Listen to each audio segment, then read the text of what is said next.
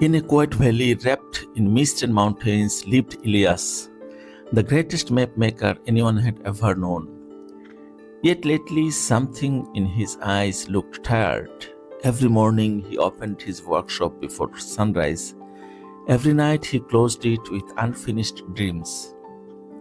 Inside his workshop, scrolls covered every wall, ink bottles, broken compasses, half-drawn maps.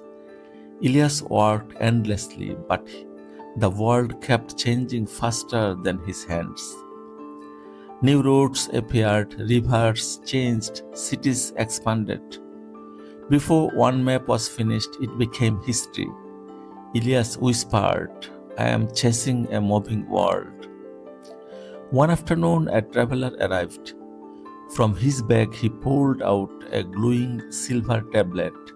This, he said, is an intelligent mapping device. With one touch, a perfect map appeared. Elias embraced the device.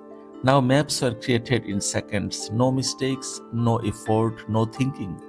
Orders increased, but his heart felt empty. Soon travelers returned, confused and afraid. These paths are dangerous, these routes are flawed, these roads are unsafe. The maps were accurate, but they were not wise. Lena spread the maps on the table. "These maps know land," she said, "but not life." Elias understood. He had stopped thinking, he had started obeying.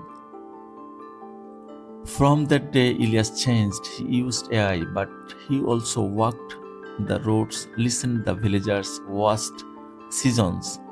He blended machine precision with human wisdom. His new maps were different. They showed safe roads, seasonal changes, human stories, natural rhythms. People said these maps are alive. Years later, Lena led the workshop. On the wall hang Elias's words.